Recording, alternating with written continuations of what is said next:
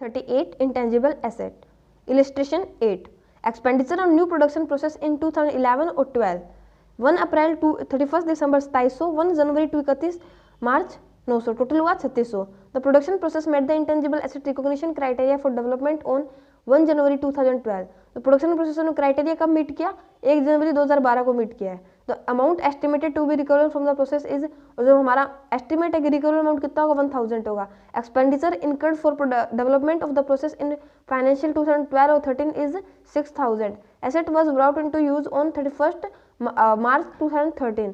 उसको यूज में कब लेके आए? इतने को लेके आए. And is expected to be useful life उसके 6 years है. What is carrying amount of intangible asset at 31st March 2012 and 31st March 2013? Also determine charge of profit loss of 2011 और 12. पहले हम क्या करते हैं, इसका कैलकुलेट कर लेते हैं कैरिंग अमाउंट 2011 और 12 की और इसका प्रॉफिट एंड लॉस. जो टोटल एक्सपेंडिचर है, पहले हम पीएनएल में कितना जाएगा वो निकाल रहे हैं. 2011 और 12 में टोटल एक्सपेंडिचर 3600 हुआ था. उसमें जो एक्सपेंडिचर डेवलपमेंट फेज में हुआ वो 900 था, तो बाकी 2700 था. वो कब हुआ था? रिसर्च फेज में हुआ था, है ना. तो वो पीएनएल में चला. Expenditure to be transfer to PNL in 2011 और 12, दैट वन इज 2700. अब सेकंड हमने पूछा था कि कैरिंग अमाउंट बताओ 11 और 12 में, तो एक्सपेंडिचर ड्यूरिंग डेवलपमेंट फेज 900 है, तो वो कैपिटलाइज हो जाएगा. अब अपने को कैरिंग अमाउंट किसका बताना था? 13 का भी बताना था. तो कैरिंग अमाउंट इंटेंजिबल एसेट का 31 मार्च 2012 को कितना था? 900. और उसमें फर्दर कितना एक्सपेंडिचर किया था? 6000 किया था. तो टोटल एक्सपेंडिचर कितना कैपिटलाइज हो जाएगा 31 मार्च 2013 को? 6900 हो जाएगा कैपिटलाइज. अब अपने को आगे ये भी पूछा है कि as at 31 March 2014 the amount estimated to be recoverable from the process is 5000. भी रिकवरेबल अमाउंट कितना है? 31 मार्च 2014 को बताया ये, तो 5000 है. अब ऊपर अपने को उसकी लाइफ भी बताई थी, है ना, और उसको ब्राउट इनटू यूज भी लेके आए थे 31 मार्च 13 को, तो 1 साल का अमोर्टाइजेशन भी करना पड़ेगा, तभी तो अपने देखेंगे. और क्या पूछा है? What is the carrying amount of intangible asset at 31 March 2014 and the charge to PNL for 2013 और 14 on account of impairment loss. Impairment loss का पीएनएल में कितना जाएगा 13 और 14 का, और कैरिंग अमाउंट कितने होगा ये और पूछा है.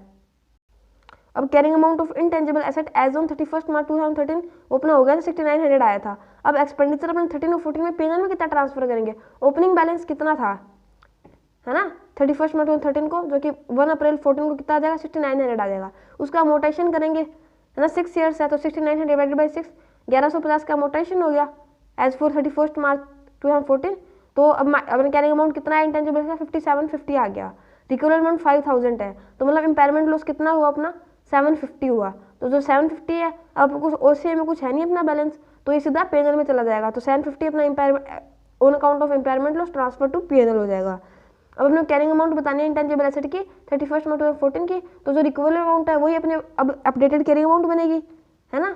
जो रिकवरेबल अमाउंट थी, क्योंकि जो 750 एक्स्ट्रा था वो तो अपने उसमें पीएनएल में डाल दिया, तो अपना carrying amount of intangible asset as on 31 March 2014 हो जाएगा 5000. Value of intangible asset will be recoverable amount, that is 5000. Illustration number 9, that is on revaluation model. Saturn Limited acquired an intangible asset on 31st March 2011 for rupees 1 lakh. जो Saturn Limited है उसने intangible asset कितने में acquire किया है? 2011 को 1 lakh का. Asset was revalued at 1,20,000 on 31st March 2012 and 85,000 on 31st March 2013. ठीक है. और अपने को ये बता दिया, मतलब 31 मार्च 2012 को इतना हो गया, 31 मार्च 2013 को कम हो गया. तो Jupiter limited acquired an intangible asset on 31 March 2011 for 1 lakh. Asset was revalued at 35,000 on 31 March 2012. Jupiter acquire किया था उसने 31 मार्च 2011 को 1 लाख में, फिर उसका 31 मार्च 2012 को 85,000 हो गया, और 31 मार्च 2013 को 1,05,000 हो गया. Assuming that the year end for both the companies is 31 March, year end कौन सा 31 मार्च लेते हैं, and that both the use revaluation model. So how is of this transaction should be dealt in financial statement. Financial statement इनको कैसे डील करेंगे दोनों, हर एक ट्रांजेक्शन को. Explain the treatment for revaluation of intangible asset, ignore computation of amortisation on them for ease of understanding. और amortisation को इग्नोर कर सकते हैं. और अपने को क्या क्या बताना है, फाइनेंशियल स्टेटमेंट में कैसे डील करेंगे, और ट्रीटमेंट क्या होगा रिवैल्यूएशन का इंटेंजिबल एसेट का.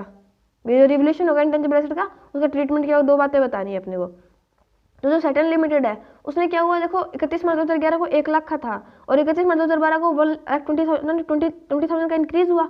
अब स्टार्टिंग में इंक्रीज हो रहा है, तो अपने उसे ओसीआई में डालते हैं. वैसे तो उसकी लैंग्वेज क्या बनेगी, तो 20,000 का रिवैल्यूएशन इंक्रीज हो रहा है 31 मार्च 2012 को, वो अपने रिवैल्यूएशन रिजर्व में क्रेडिट कर देंगे. कहाँ करें, रेवोल्यूशन रिजर्व में, और रिकॉग्नाइज कर देंगे और कहाँ रिकॉर्ड कर देंगे, OCI में, अदर कॉम्प्रिहेंसिव इनकम में। ठीक है, अब क्या हुआ, 31 मार्च 2013 को 85,000 हो गया, 85,000 हो गया। तो अब कितना का डिक्रीज हो गया, सीधा ही 35,000 का डिक्रीज हो गया। अब 35,000 है, उसमें से पहले हम 20,000, पहले हमने 31 मार्च 2000 क्या किया था, 11 को अपने ने 31 मार्च 2012 को 20,000 का OCI में दिखाया था, रिवोल्यूशन इंक्रीज हुआ था। अब पहले उस 20,000 को डिक्रीज करेंगे, पहले टोटल 35,000 है तो 15,000 है उसको P&L में दिखाएंगे, है ना, P&L में डेबिट करेंगे, और 20,000 है उसको OCI से, मतलब रिवोल्यूशन रिजर्व से डेबिट करेंगे। तो इसका आंसर क्या, सेकंड लिमिटेड में 20,000 revolution increase on 31 March 2012 should be credited to revolution reserve and recognise in OCI। ठीक है, 20,000 of the revolution decrease on 31 March 2013 should be debited to revolution reserve and remaining 50,000 should be recognise as an expense. Okay, और Jupiter limited में क्या था, उसने intangible 1 lakh का खरीदा था और रिवैल्यूड हुआ 85,000 पे, तो 15,000 का कम हो गया। अब पहले ही कम हो रहा है तो उसको P&L में डालेंगे। ठीक है, और उसके बाद क्या बोल रहा है, 31 मार्च 2013 को 1,05,000 हो गया, तो 20,000 इंक्रीज हो गया। अब 15,000 अपने डेबिट किया, पहले उसको क्रेडिट करेंगे, और 5,000 है, अब उसको क्या करेंगे, उसको OCI में दिखाएंगे, रिवोल्यूशन रिजर्व में दिखाएंगे। तो जुपिटर लिमिटेड का आंसर क्या है, ₹15,000 revolution decrease on 31 March 2012 should be recognise as an expense in the statement of P&L। अब क्या वो इंक्रीज हुआ ना, उसको सीधे डायरेक्ट 20,000 का, तो 15,000 out of 20,000 increase on 31 March 2013 should be recognise as an income, the remaining 5,000 should be credited to revolution reserve and recognise as OCI। Now illustration number 10, X Limited engaged in the business of manufacturing fertilizer enter into technical collaboration agreement with a foreign company Y Limited। अब जो X company limited है ना, वो fertiliser के business में engage है, और वो टेक्निकल कोलैबोरेशन करता है Y लिमिटेड के साथ। एज अ रिजल्ट क्या होता है, Y लिमिटेड उसे टेक्निकल नो हाउ प्रोवाइड करेगा, मतलब टेक्निकल चीज़ें हैं तो वो प्रोवाइड करेगा, टेक्निकल नो हाउ देगा, जिससे इनेबल हो जाएगा X लिमिटेड फर्टिलाइजर को ज़्यादा एफिशिएंट वे में अब कर पाएगा, मतलब मैन्युफैक्चर कर पाएगा। X limited paid 10 crore for the use of know how for a period of 5 years। X limited ने 10 करोड़ पे किया 5 सालों के लिए। X limited estimated the production of fertiliser as follows, और X लिमिटेड एस्टिमेट करता है कि फर्टिलाइजर का प्रोडक्शन इस तरह से होगा, भी फर्स्ट ईयर में 50,000 टन, ऐसे first second third year fourth year fifth year का बता दिया अपने को। At the end of first year it achieves target production at the end of second year. पहले साल तो उसने अपना जो टारगेटेड प्रोडक्शन था ना 50,000 वो अचीव कर लिया, लेकिन सेकंड ईयर में 65,000 मेट्रिक टन हुआ, जो कि मतलब एस्टिमेटेड कितना था 70,000 था।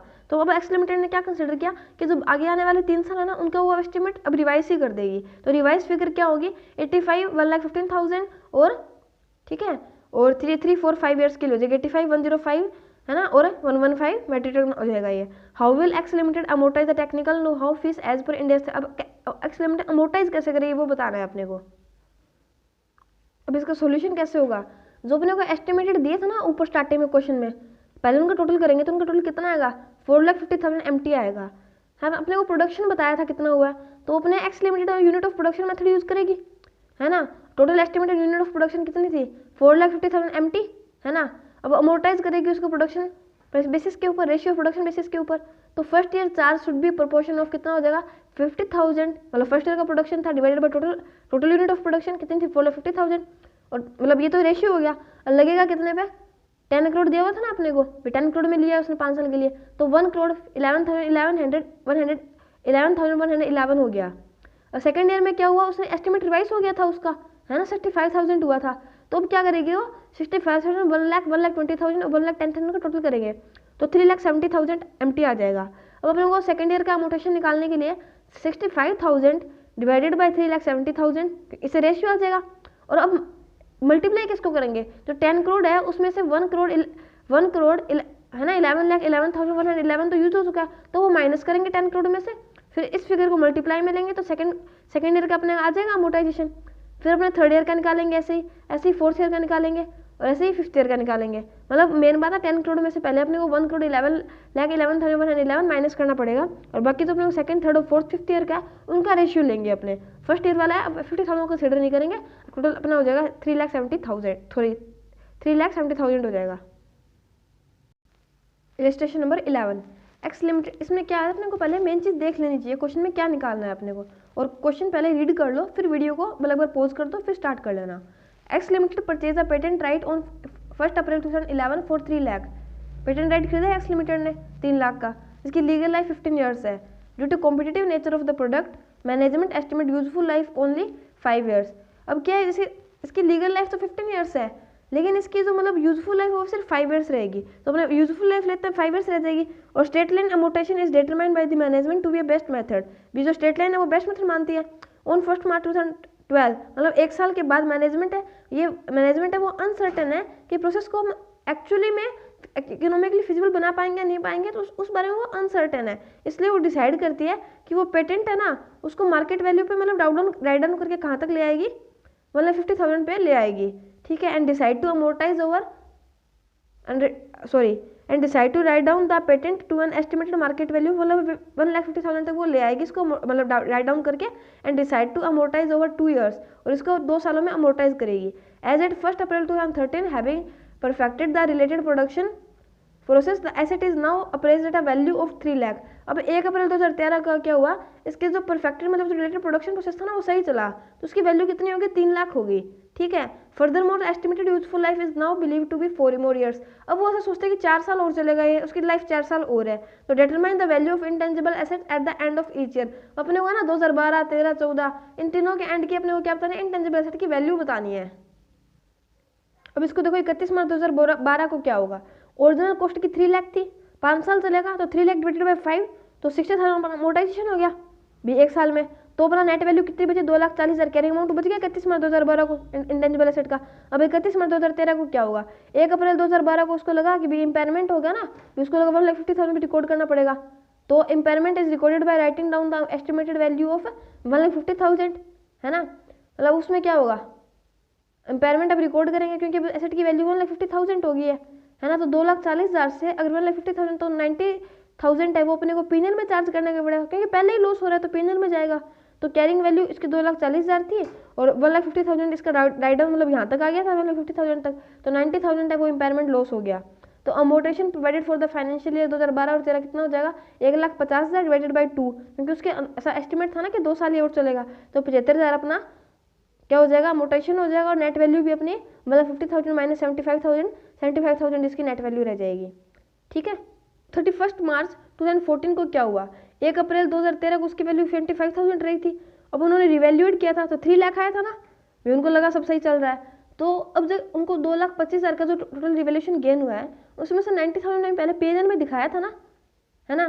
तो अब पेनल में दिखाया था तो डेबिट क्या होगा, अब क्या करेंगे, उसको क्रेडिट कर देंगे, 90,000 will be charge to PNL and balance तो 1,35,000 बच गया, और 2,25,000 में से 90,000 को अपने पेनल में क्रेडिट कर दिया।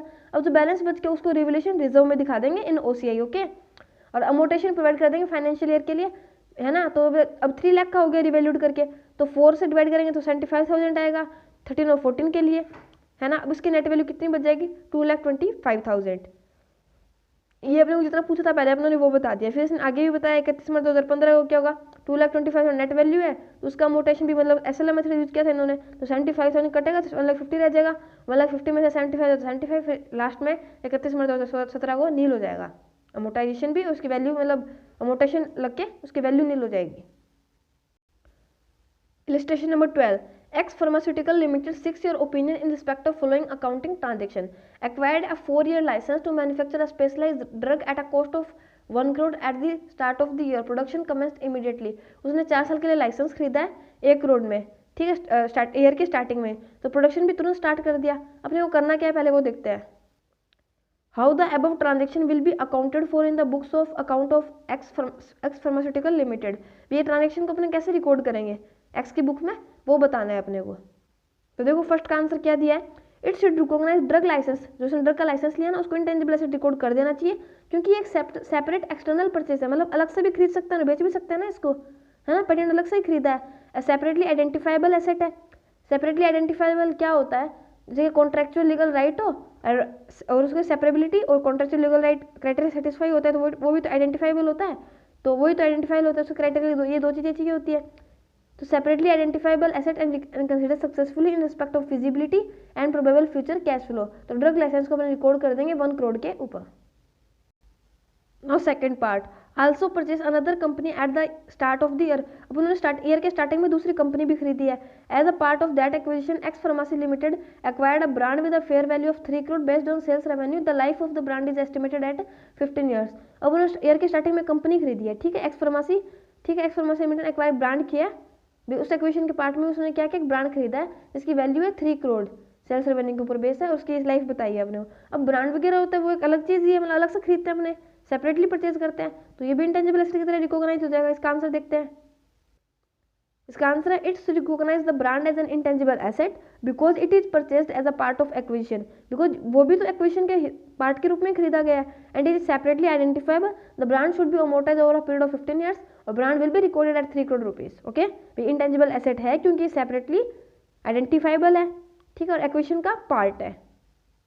अब थर्ड पार्ट क्या है, spent 1 crore on an advertisement campaign during the first 6 months. Subsequent sales have shown a significant improvement and it is expected this will continue for 3 years. ये बोला कि हमने 1 करोड़ का खर्चा किया है एडवर्टाइजिंग कैंपेन के ऊपर, मतलब शुरू के 6 महीने में, और जो सब्सिक्वेंट सेल्स होगी ना वो एक इंप्रूवमेंट दिखाएगी, सिग्निफिकेंट इंप्रूवमेंट दिखाएगी, और एक कंटिन्यूसली इंप्रूवमेंट 3 साल तक चलेगी। अपने को पता है एडवर्टाइजमेंट के ऊपर जो भी खर्चा करते हैं या फिर स्टाफ की ट्रेनिंग पर जो भी खर्चा करता है वो सीधा पीएनएल में जाता है, उसको हम कभी भी इंटेंजिबल एसेट नहीं दिखाते हैं। तो ये जो 1 करोड़ है सीधा पीएनएल में चला जाएगा। इनका आंसर देखते हैं।